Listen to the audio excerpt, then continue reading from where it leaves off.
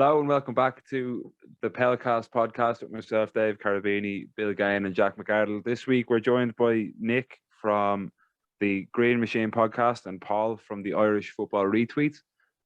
This week we're going to be going through a topical discussion of the Irish national squad that was announced this week ahead of the Nations League games against Scotland, Ukraine and Armenia in the coming weeks. So I'll just bring in Nick there just to introduce yourself, give a brief backstory to yourself there. Yeah, thanks for having us on, lads. Yeah, Nick, from the Green Machine Podcast. So there's a few of us involved, but they wanted to send the youngest and best looking. So that's why I'm here, you know. So we do a lot of Irish football throwbacks. So we cover a lot of retro matches and retro topics, and then we've a weekly show, the Our Boys in Green, every Monday. We do a live stream, and then we release an audio version as well. So we do a bit of past and present. Perfect. And then Paul, do you want to just give your own introduction there? Yeah, so I suppose I started up there doing the retweets and that. Like, I didn't have the time to scout every single player in the country and see how they were going. So I thought of a way just to follow, basically just to retweet what went out from original accounts.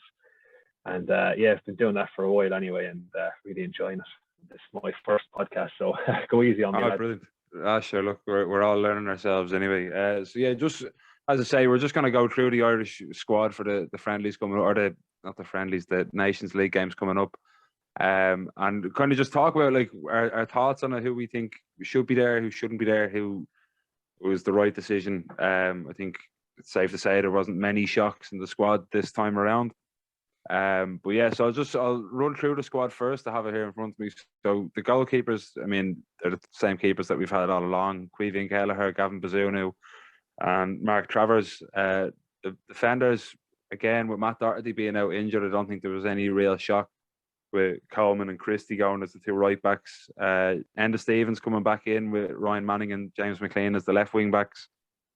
Duffy, Egan, Collins, Lenihan and O'Shea as the centre backs. Then midfielders, Howrahan, Josh Cullen, Jeff Hendrick, Jason Malumbi, Alan Brown and Jason Knight. And then the forwards, I think this is where the big surprises were. So we've got Callum Robinson, Troy Parrott, Scott Hogan, Will Keane, Shidozie Ogbene, Michael Obafemi, great to see him back involved, CJ Hamilton of Blackpool, and then Festi Ebiselli of Derby County, who's on his way to Udinese now over the summer. So Bill, I think I'll bring you in there first. What were your first initial thoughts on the squad? Yeah, I suppose. Look, I think I'm atypical in what I see about the squad or whatever. Like, what I would really commend Kenny on is the change in makeup of the squad. So we have a lot of young players, Troy Parrott, Malumbi, Knight. I think that's the way to go for future, if we're going to be competitive at future international tournaments, which I suspect we will be, and what we should be really. But what I would say about the international squad, and I think I'm maybe it mightn't be a popular decision, but I think we're going through the squad, and there's change in makeup of the squad, and again I commend Kenny for that. But there's players in the squad now, and by the time the next international tournament comes, there'll be 31, 32. Will they be involved? No. So could we not be phasing in more players in? So names that I wouldn't have had in the squad, maybe Cyrus Christie I wouldn't have had, James McLean, I think Ipian. I would have only had one of Hendrick or Howrahan, and Scott Hogan I wouldn't have had. These are all players that are 30, 31, 32. They're not going to be around for the next international tournament if we make there. And I think the Nations League is competitive, but we'd be achieving more if we just phase these players out immediately and fast forward our progression. But that's my opinion. Jack, what would you say about that? What would your opinions? I think the squad's grand, really. I wouldn't have I don't Ryan Hendrick, to be honest with you. I highly rate his less than zone, and I am either, but yeah, it's a grand squad's grand. I was a bit shocked with Hamilton. I'm not gonna lie, never heard of him. Got to do a bit of research on him here. It's obviously his first call up with us. But this year, I'm just looking through this season with Blackpool in Championship, 24 appearances, 2 goals, 4 assists. I know they've they're only recently promoted up to the championship this year. I think this year was the full season. So it's not a bad return from also with the call up of Bessie Abaselli. It's his first call up to the senior squad, obviously. Used to have Bray Wanderers, if I'm not mistaken, in the academy, 35 championship appearances. And he was capped 12 times underage for Ireland, scoring once. So, like, you can see there, just by looking through it here in front of me, like the team's grand. Like, it's like nothing that you wouldn't expect. Maybe Hogan, like, what Hogan really done? Like, I don't really know. He could have scored a hat-trick last week, but, like, I haven't heard much about him now in a while. That's really all I have to say about it. Like, yeah, Nick, what was your initial thought on the squad there yourself? Yeah, not many surprises. I mean, like, we have to bear in mind that there's a couple of injuries. I mean, Adam Ida's out of it, isn't he? And Omobamidele and a few of the lads. I think Conor Ronan was the big omission, but it turns out that he's injured as well. I think Kenny's going into this window looking to win the Nations League, isn't he? Or win the group rather.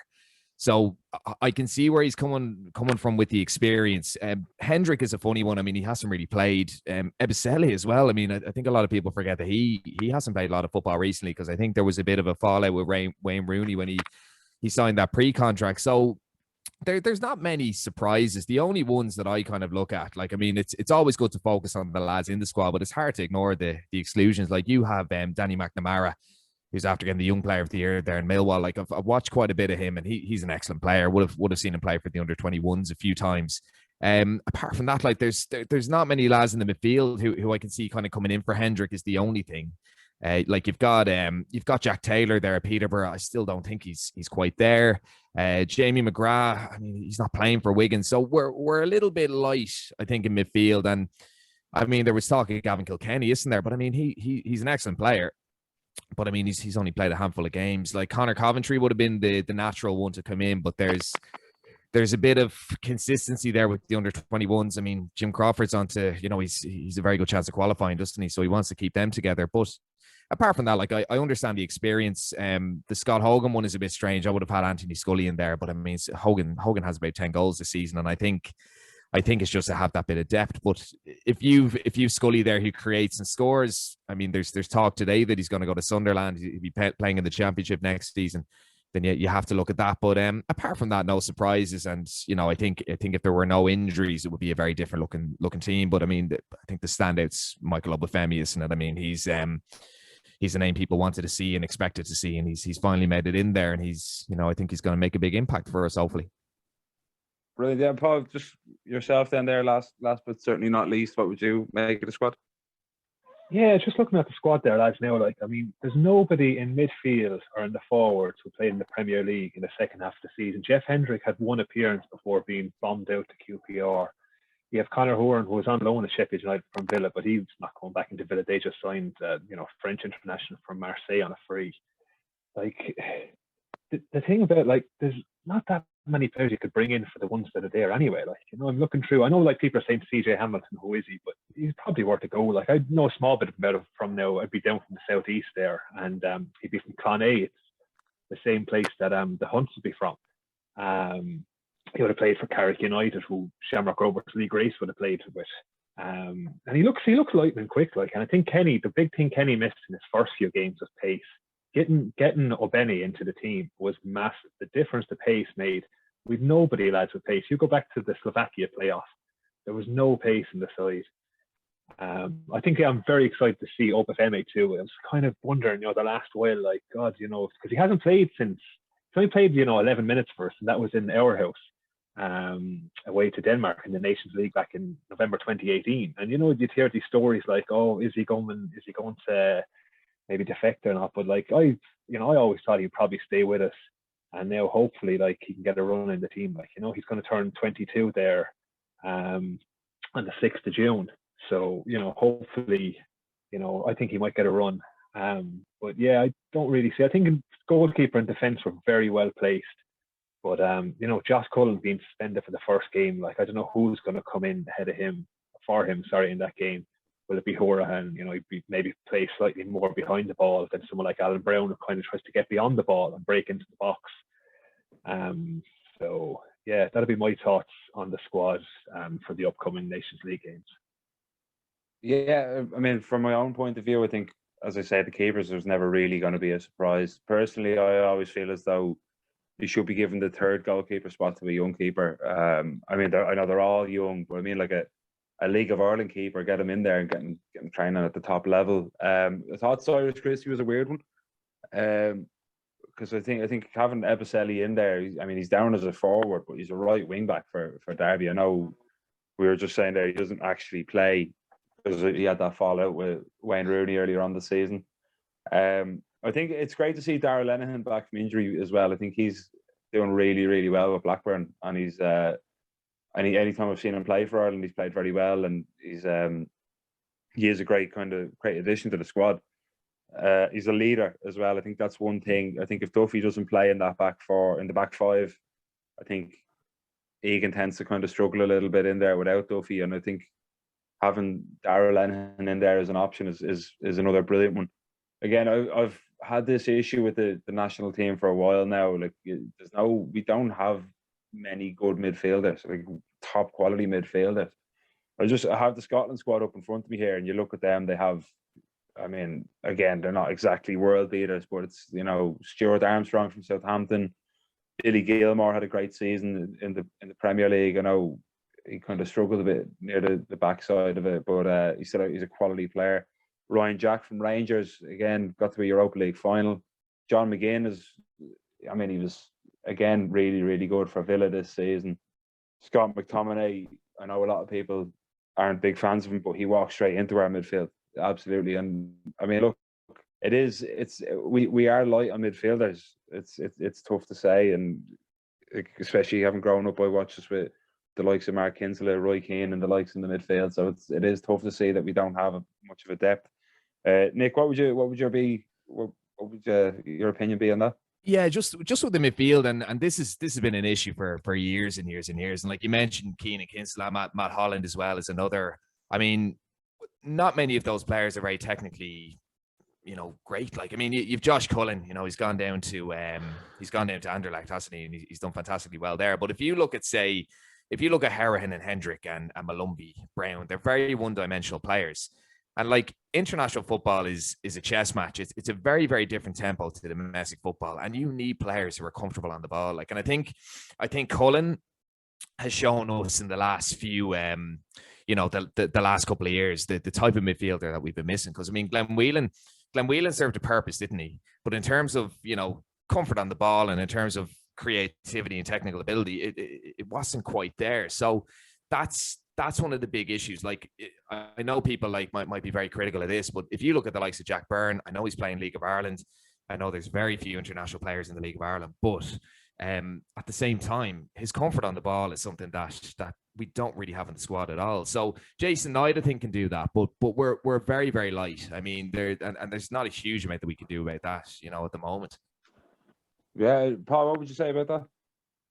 Yeah, I was just listening to the Hampden Roar podcast, basically a Scotland fans international podcast there today, and just on their midfield there, they had a stat there that when McGinn, McGregor, and Billy Gilmore that played as a three in midfield, they've never actually lost a game for Scotland. The three of them played together.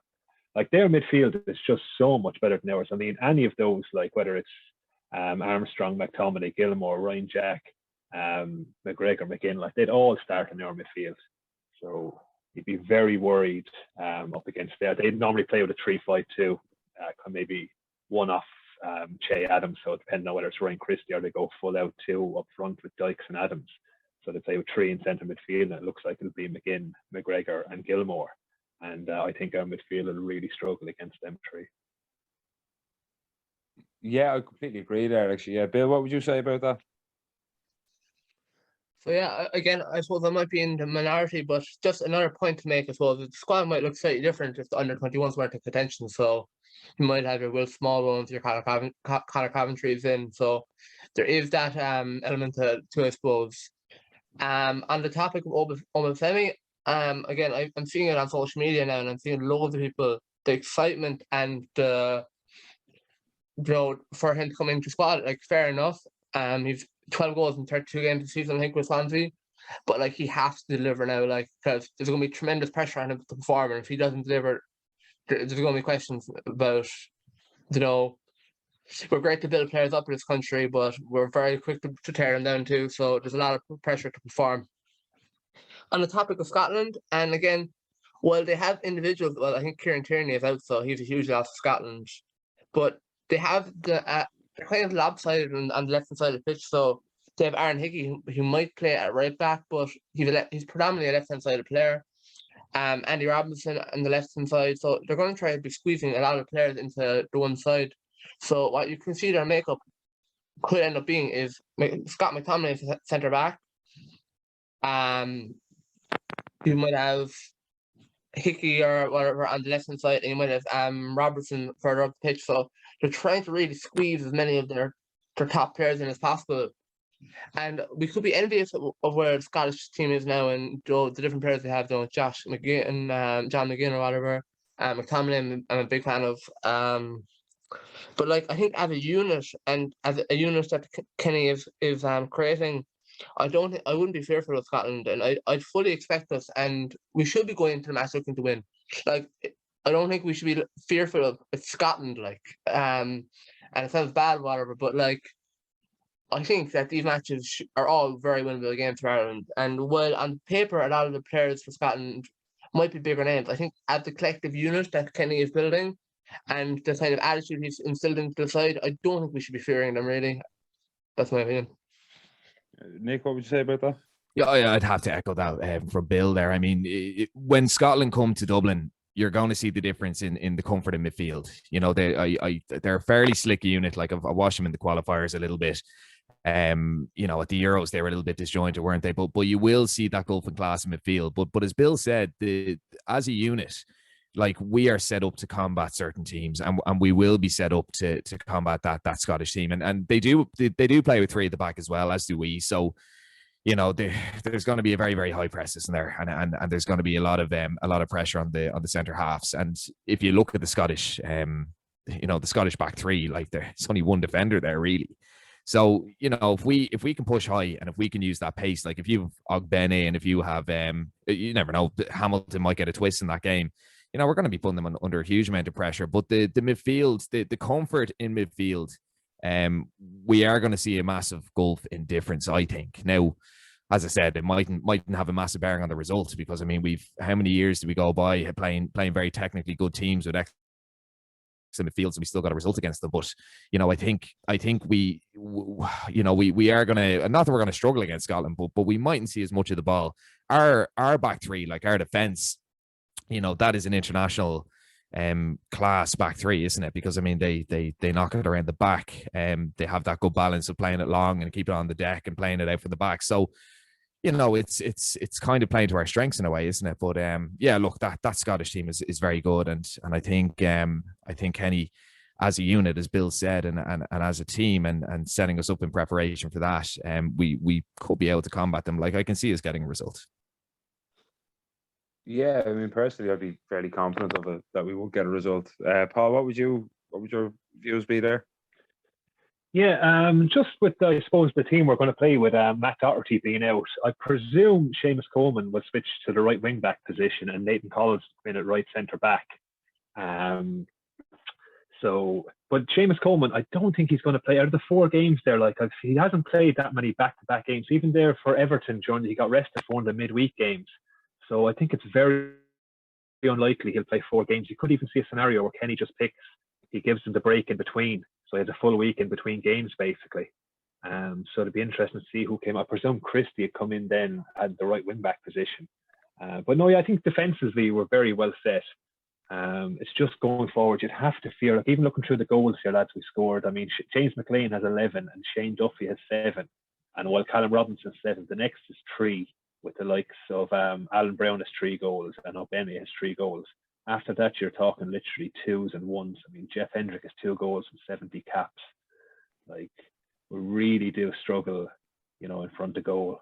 But I suppose we have scored 20 goals last year, like, so, you know, so hopefully maybe things have improved. But I suppose in the last few years, well, I suppose, God, I hate him bringing it up, because I know that at least that's one thing Kenny doesn't bring up, that we don't have a Robbie Keane, but we really have struggled in front of goal. Yeah, I mean, I think you're a bit harsh on Callum Robinson there with the year he had. That'd be my opinion, but I know I completely get where you're coming from. Like we don't have a Robbie Keane, even a Niall Quinn or something. Someone that's going to put the ball in the back of the net and burst someone into the back of the net with the ball if he needs to. We just don't have that killer instinct up top at the moment. But I think we're starting to see. I think Troy Parrott was the one that everyone's very hopeful for, and I mean, I haven't looked at the stats for MK Dons this year, but the fact he was getting regular first team football is very important. I think for me personally, I don't know why he's brought in Abicelli as a forward when everybody knows he plays as a right back or a right wing back, and then brought in Cyrus Christie. I think Jack Byrne is the one. I think Nick mentioned it earlier on. I think Jack Byrne is he's not going to start games, but he can come on to games in games against the likes of Scotland and Armenia, where he can get on the ball. He'll probably get a bit of space in the home game and be able to pick out a pass and find someone in around the back like an Ogbene with a bit of pace. Jack, what would be your opinion on everything? Yeah, like on the whole Scotland scenario, like looking at the team there, they have some serious names, like compared to us. I think as though I agree though, I can see us getting a result. Like I think we just have that. I wouldn't even say an underdog mentality because I didn't say we're too far off. So obviously with the midfield that they have and the defence, like with Kieran Tierney in the squad, Nathan Patterson getting on well with everything after signing from Rangers. Even now looking at Scott McKenna, centre back, Nottingham Forest doing very well from this year. Hopefully to go up next Saturday. Love seeing him back in the Prem. But like I'm just looking here at the team, like it's a very well balanced team. Like you have Aaron Hickey, Frank Christie, done had a good season before him. Like they have threats everywhere on the pitch really. But they are very lopsided to that left hand side. You have to agree with Phil, like with Kieran Tierney, Aaron Hickey, I know he plays on the left and switch to the right. But like I have to agree, like they don't like it's not impossible, like it's definitely doable. Come to the whole thing with what was it? The striking situation with the players, like the goal scored.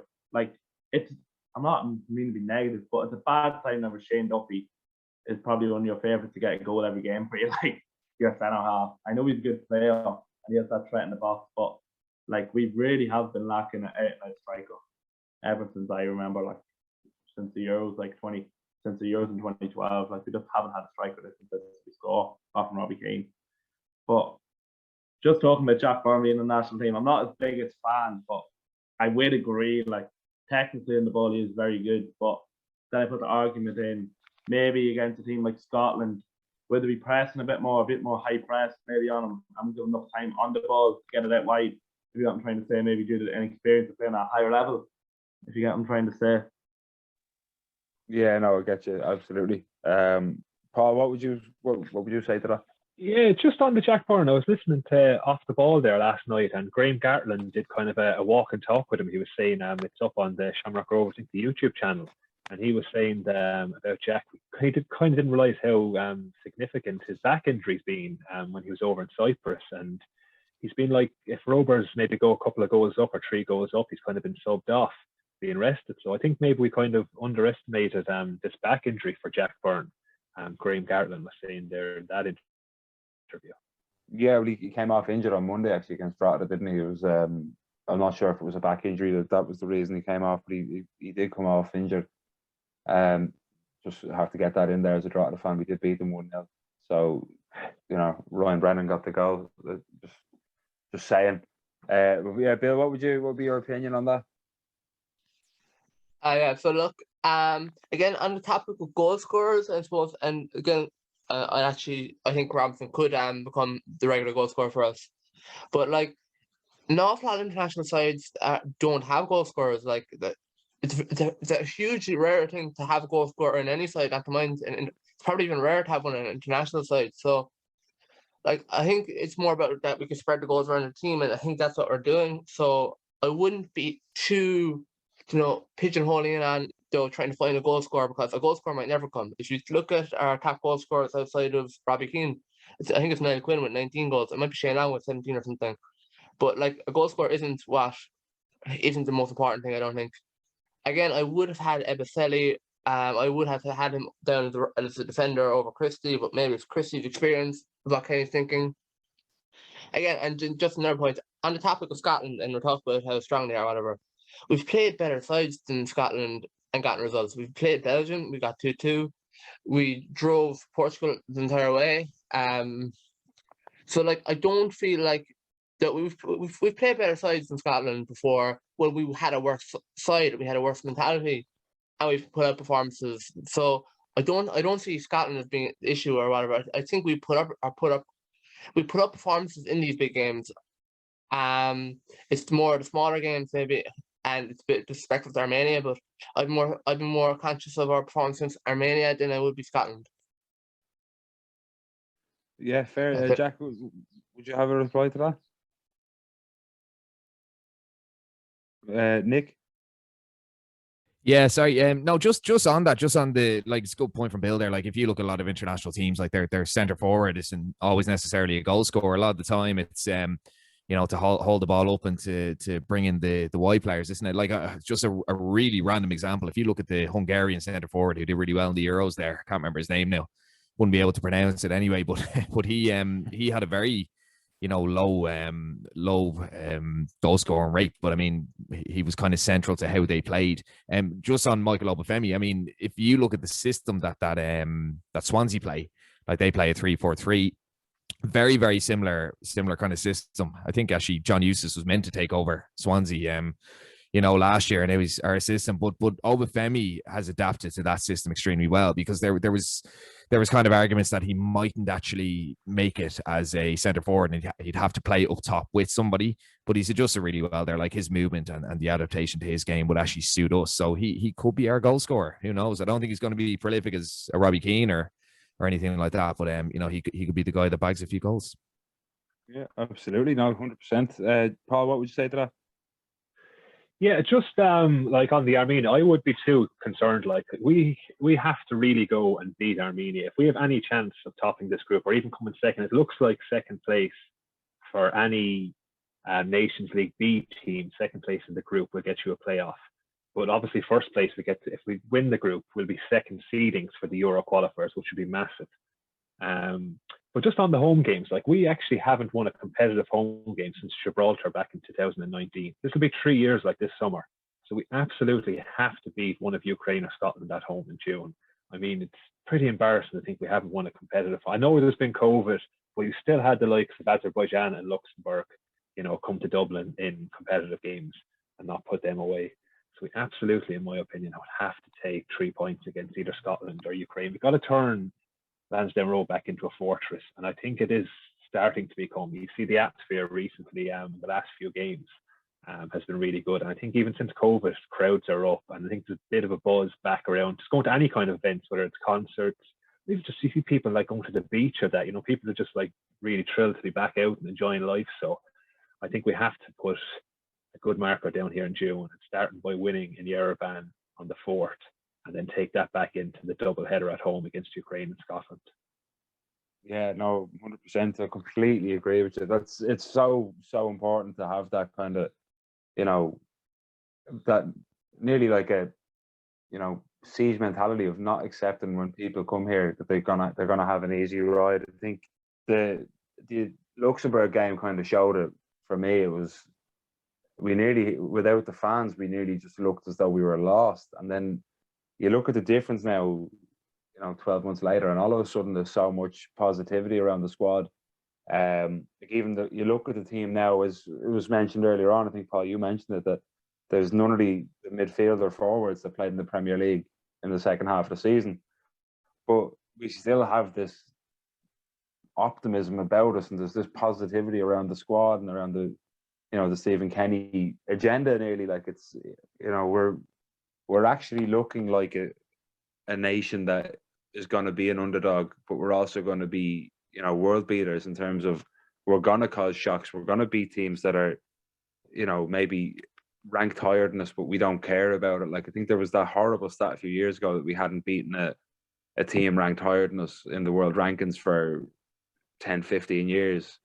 But we're, you know, we are becoming that again. We're seeing an Irish team that's more resilient and that actually plays football, and it's amazing to see that. Like, Stephen Kenny's turned Shane Duffy from a battering ram into a silky centre half who's Cruyff turning past Ronaldo on the edge of his own box.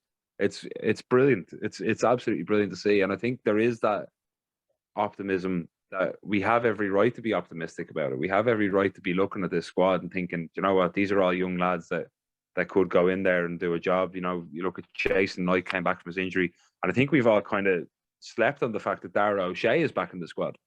Like he's one of the top young defenders in England at the moment. I think, and he's coming through at West Brom, and he's had a really good second half of the season. He was really, really good up until he got his bad injury. And I think he could be another one that, I mean, he can play anywhere across the back four as well. It's absolutely great to see. And we have that kind of the young players coming through. I mean, I have the 21 squad here in front of me as well. You've got your Coventry and Kilkenny's. Will Smallbone was mentioned earlier as well. There's Brian Maher up at Derry. You know, and then Evan Ferguson, JJ Coyote, Liam Kerrigan. They're all really, really exciting prospects coming through and getting senior football at young ages. And it's great to see. I think we do have a really promising squad. Paul, do you want to come in on that? Yeah, just say, look, we've never won a game in the Nations League, lads, which is totally embarrassing. I think it's only ourselves, San Marino, Malta, and like who've never won a game in the Nations League. Like we've had 10 games in it now, so we really just have to put that right. I think it's so crucial for Kenny. Like even long term, if Kenny managed to goes on and win the Nations League, would be second seed. That would give us a great chance of qualifying. If you think now that the Euros are probably going to be extended to 32 teams for Euro 2028, when it looks like we'll be one of the hosts, we could almost guarantee qualification for every European Championship. 32 teams are going to qualify out of the 55 UEFA member nations. We'll almost certainly be at every Euros then. And Kenny, if he wins this Nations League group, I think we will qualify for the Euros. And all of a sudden then, it looks like, for me, I think he'll be there at least to the Euro 2028. So I think it's a massive few games, these 4 games for Stephen Kenny. Absolutely, yeah. I think that's on that note. I think that's just all the time that we have there now for this episode and for the recording. But no, look, it's a really interesting chat, and I think there's a lot of positivity to come from that. Obviously, there is stuff that we need to kind of that Stephen Kenny needs to keep an eye on. There is a lot of pressure there as well as the optimism. So it is great that, you know, we're able to see it again. We're able to go back to games and we're able to get into the ground as well. I think that's something that needs to be mentioned. But yeah, no, look, lads, thanks so much for coming on. It's been a pleasure having you on. It's been a great chat. We'll definitely have to get you back on at some stage. Thanks so much. Cheers, lads. Pleasure being on. Thanks very much, lads. Cheers, lads. I really enjoyed that. Cheers. Thanks, Mill boys. Thanks very much. Thanks to Nick from Green Machine and Paul from Irish Football Retweets for coming on. Green Machine do a wide scope of audio content, including retro Irish football and a live stream every Monday and current topics. The biggest compliment I give Paul and his Irish Football Retweets page is it's the only page that I don't meet the retweets of. Running my own page, I don't have the time to be trawling through content all the time, so he really does help me see the work well content. Next up, we have a short interview with Abimbola Obasoto. He has a great story from coming through at Leixlip and Bowls, being released during lockdown with Morecambe, and fighting back with Bury AFC. He's also represented by the same agency as players such as Jadon Sancho and Bukayo Saka. I hope you enjoy. How's it going? So we're here now with Abimbola Obasoto of Bury AFC. He's more affectionately known as Abs. He's playing over with Bury AFC, as I say, in the 10th tier of English football at the moment. Is it, Abs? Yeah, 10th tier, yeah. Yeah, so you were with Morecambe before that, was it? Yeah, I did a 2-year scholar at Morecambe, and unfortunately I didn't get offered a professional contract, so I went down the leagues to Bury AFC, and I've been enjoying it so far. Okay, perfect. Then, sorry, so you started your footballing career over here in Ireland, was it? I was born in Waterford in Ireland, okay. And we moved to Dublin, Kildare, like near Kildare, and I played for Bohemians for a bit. That was when I was like really young, so like under 8s, under 9s, and then after that I moved to Leixlip United, and I played for Leixlip for nearly my whole life until like under 15s, and that's when I moved over to England with my family to start playing football. Yeah. Okay, perfect. You mentioned Leixlip United there. A few of the other well-known players that would have came through there, probably Harry Hallbacks. Yep. now at QPR. Andrew Omobamidele, of course, everybody Yep. knows Norwich's first team player. Josh Georgie, yeah. Georgie, yeah. So like it's a fairly esteemed club. Like, you know, there's a lot of young Irish players that are have come through that area. Like they've a great setup there up in Leixlip, don't they? Up in the amenities, I think was that where he's trained? Yeah, that's where we train the amenities. Yeah, it's a great setup there as well. Yeah, it's brilliant. Yeah, I've played there a couple of times myself now at Sunday League level, and no, it's absolutely brilliant. Like the facilities are brilliant. So just how would you describe yourself? So like as a player, like if you could kind of compare yourself to, you know, the more higher up players, the more well known kind of top level. I'd compare myself to someone like I'd say Saint Maximin, a player like that has flair, likes to dribble, get our players, very direct, and also I'd like to chip in with goals and assists as well, because that's really important as a winger. Yeah, absolutely. No, I was just looking at your stats there. Actually, really impressive in the league that you're in. What was it? The 12 goals and 9 assists in 40 games this season. That's pretty impressive, like for any level of men's football. How has it been adjusting to the level of, you know, the senior men's over in England? I found it like really hard, and you just have to get used to it as quick as possible, because it's nowhere near like under 18s levels or under 19s and stuff, because these men, like, they demand a lot from you, because this is like part of their jobs as well. So it's, for example, if you give the ball away, you know that like you're gonna get like shouted at or something like that, but you just have to go through it. And also the players that you play against, they're like men, so it's going to be very physical against them and stuff, so you just have to adjust to it and get stronger and built for it. So yeah, I struggled at the start. I can't lie, I struggled for like the first few months, but then I got used to it and started getting more confidence and stuff. Like I started getting more game time and started playing more, getting more confident, and then I just enjoyed it from there. Yeah, no, that's brilliant to hear. So you said there you had your 2-year scholarship at Morecambe. What's the scholarship process like over there? Like, is it tough kind of grueling stuff that you're going to be washing people's boots, or have they kind of gone away from that now in the later years?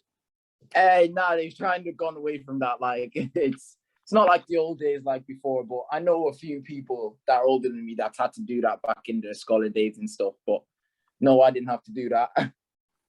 Okay, and how was the 2-year trial? I'm sure it was a big learning curve for you, was it? Yeah, it was a big learning curve. Like, we were training full time, like 5 days a week, matches on Saturday and stuff. There was a lot of good experiences. Sometimes, like, a few players like me, for example, would get to train with the first team, and it was like a really good experience for me and everything. Yeah, and also playing in the FA Youth Cup and stuff like that. That was a good experience and a big learning curve. So I learned a lot from my 2-year scholarship. Yeah, absolutely, that's great. But I mean, you were released during COVID, was it? You weren't offered the pro deal because of COVID lockdown regulations and things like that, which kind of forced you down the divisions a bit. Like, how was that for you to deal with on a personal level? Yeah, it was really tough not getting offered a professional contract, because I thought I would get one, but then looking now back at it, I'm like, was I really good enough to be able to play first team level? Because for some teams, like category 3 teams like Morecambe, you have to go from 18 straight to men's first team, and some people can't really like adjust to that, and I don't think I was ready for that at the time. But then there's like Cat 2 and Cat 1 clubs which have 18s, and then you go to 23s and then try and get from 23 to first team. So I think if I had that path from 18s to 23s, it would have been better, because I wasn't ready for first team, but I think I was good enough for like past the under 18s level. Yeah. Okay. Yeah. So you're at Bury AFC now at the moment. Yeah. And so they, like, obviously Bury AFC are the Phoenix club of Bury FC, for anyone who doesn't know. In 2019, Bury went out of business. What's it like going to a club like this? Is a club that should realistically be League 1, League 2 level. Is it like what's the expectations like from the fans at that level? Well, yeah, even from other fans, other teams and all, we're expected to like win every game pretty much, like win the league. Like we only lost one game this season, which is pretty impressive. But yeah, we have a lot of high demands and expectations because we want to go back up as quick as possible back to the Football League. So we have a lot of high expectations. We train like literally like professional. Everything that we do in the club we act professionally, like as if we're in a professional club again. Yeah, brilliant. It's great to see that a club like that are still kind of, I know it's not technically the same club, but it's great to see a club coming up like that. Because obviously I'll be a bit older than you now, but I remember Bury being kind of nearly a well-known FA Cup team kind of in the early 2000s and stuff like that. So you'd see them coming up against the top level teams, and it was always a club that, you know, I grew up as a Man United fan, so Bury being a local Manchester club was always a club that I kind of watched and or looked out for the results, not watched, but you know what I mean. It's a huge club, like, so to get, like, how did the move come about to join them then, if you don't mind me asking? It was kind of it was a strange one really. So one of my mates, he's Irish as well, his name's Ibrahim. He used to play for Cherry Orchard in Ireland, so I used to play against him all the time. So he got a scholar at Mansfield but didn't get offered a pro, so he went down to Bury before me. So I was looking for a club right now just to get like regular game time to start playing football and getting back to full fitness again.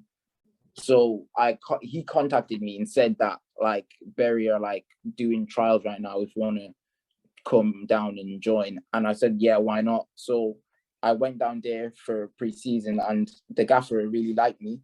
So he brought me in again for a few weeks, and fortunately I did really well and he managed to sign me on a non-contract term. Brilliant. No, it's great to see. Like, obviously, you must have impressed them some way, shape, or form going in there. Like, it's and again, you know, the record this season for Bury is ridiculous. I mean, 27 wins in 36 games, 8 draws, 1 defeat, 92 goals, and it's like, I mean, fair play. You've had your hand on that, like, and that's a great start for you. Is this your first season in senior football? Is it? Yeah, my very first season in senior football. Yeah. That's a great return, especially for a tricky winger like yourself. Like, you know, you'd be probably getting the legs hacked off you, especially on those bobbly pitches in the lower leagues. We've done a bit of research on it here. Your younger brother's playing for the club as well, is he? Yeah, my younger brother plays for the club as well. Yeah. And how's he getting on? Is he doing well as well?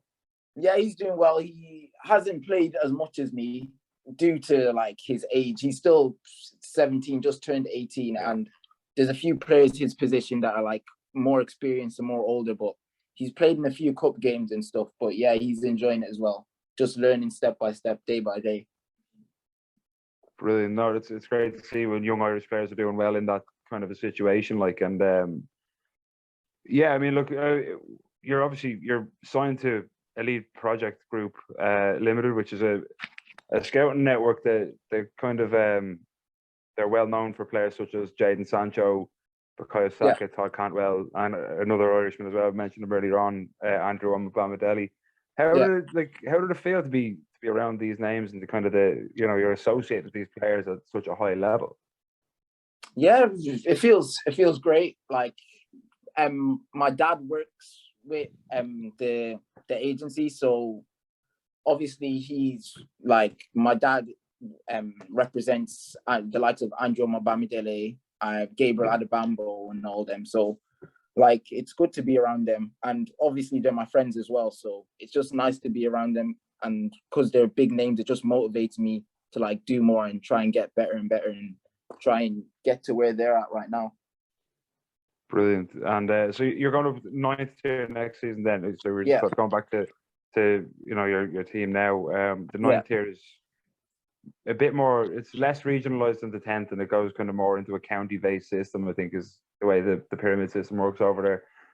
Like, it'd probably be going a bit further up north, up towards like the Newcastle Sunderlands now, will it? Is that I think we'll stay in the same region, but in the cups we'll be definitely playing teams like that are in Sunderland, Newcastle, like Leeds, all them type of places. So yeah, but right now we're still situated in like the Lancashire Lancashire-based Greater Manchester, in the league, Okay, brilliant. Sorry, just so like, is there any anything that you'd like to get across there for yourself, like just your own kind of, any message you want to send out there to people or anything like that? Just whatever you're doing, just keep working hard, and like, even if like you get a bit of an upset, just like step back up and like just never give up, because you never know what's going to happen next. Like, every disappointment is a blessing, in my opinion. So if you ever get released or something doesn't go your way, you just have to keep going, keep working hard, and just be patient. That's what I've been taught anyway. So brilliant. That's a great message, especially to young kids that might get that kind of a knockback like yourself. Yeah. So I think Bill just wants to come in there with something. Yep. Bill.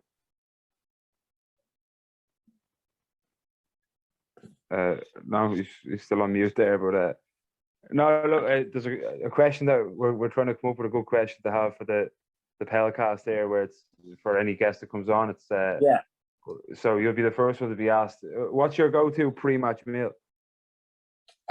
Pasta. Yeah, probably pasta has to be my go-to pre-match meal. Brilliant. Any kind of pasta, or is there anything that you put in it, like a bit of chicken, bit of just a bit of chicken with some like vegetables, and then the pasta. So yeah, that's probably my go-to meal before a game. Brilliant. So well, anyway, that's great. Thanks very much for your time. It's been a great chatting to you. It's been a pleasure. Thank you. We'll definitely keep an eye out for you, Bill. If you want to come in there now, I think he's on mute. You can't hear me. Yeah, I think. He might be on mute. I was on mute. Oh, yeah. I just want to say, that's because of the background noise. But I'm just going to say, like, so Abs is promoted into 9th tier now. So like Jamie Vardy, I think, came from the 8th or 9th tier. So I think if he can replicate anything like his career, he'll be doing very well. And just another point, I think I missed it. What position does your brother play, Max?